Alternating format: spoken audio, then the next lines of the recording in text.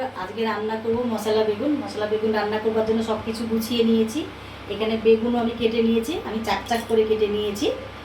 আর এখানে মশলা করবার জন্য নিয়ে নিয়েছি পেঁয়াজ কেটে নিয়েছি, আর আদা আছে, রসুন আছে, টমেটো আর কাঁচা লঙ্কা। এগুলো এখন আমি পেস্ট করে নেব। বেগুনগুলোকে নুন হলুদ মাখিয়ে তারপরে এগুলোকে একটু লাল করে ভেজে নেব। তো চলো রান্নাটা করি। এই যে নুন দিয়ে দিলাম, এর মধ্যে দিয়ে দিচ্ছি হলুদ, দিয়ে এটাকে বেশ ভালো করে হাত দিয়ে একটু মাখিয়ে নেব।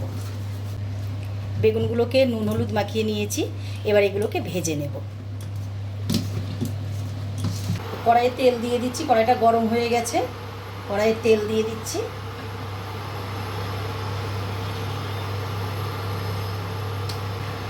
এবার বেগুনগুলো দিয়ে দিচ্ছি।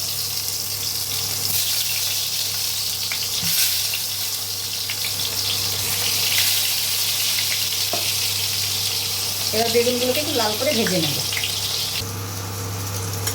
বেগুনগুলো ভাজা হয়ে গেছে, এবার এগুলোকে আমি সব তুলে নিচ্ছি।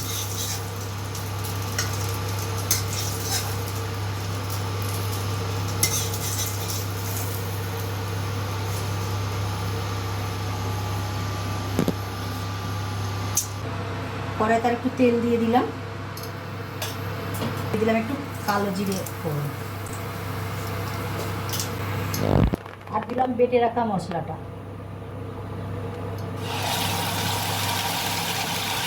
এবার এর মধ্যে দিচ্ছি হলুদ গুঁড়ো, আর দিচ্ছি জিরের গুঁড়ো, আর এখানে পরিমাণ মতো নুন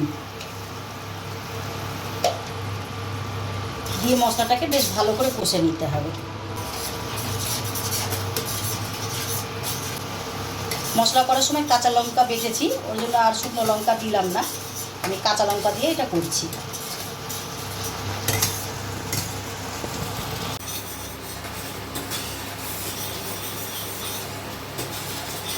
মশলাটাকে বেশ ভালো করে কষাতে হবে, যাতে মশলা থেকে কাঁচা গন্ধটা চলে যায়।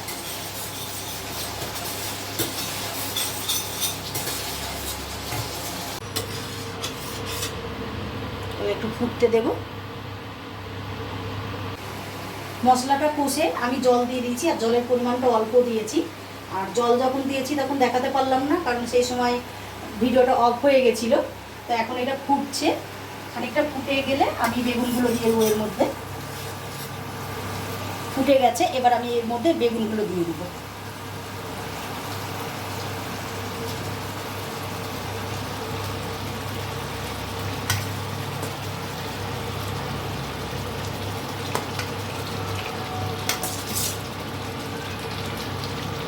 আর আমি একটু উল্টিয়ে দিচ্ছি বেগুনগুলো, যাতে মশলাগুলো বেগুনের মধ্যে ঢোকে।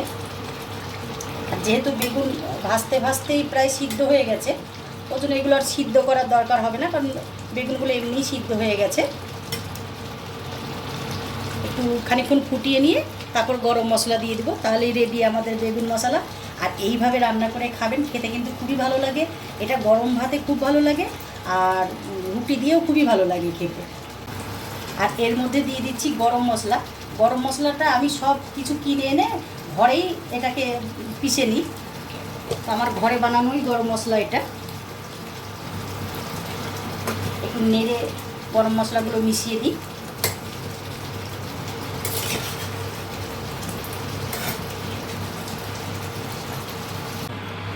আমাদের বেগুন মশলাটা হয়ে গেছে, এবার নামিয়ে নিচ্ছি। দেখো কি সুন্দর দেখতে হয়েছে, আর খেতেও কিন্তু অপূর্ব হয়।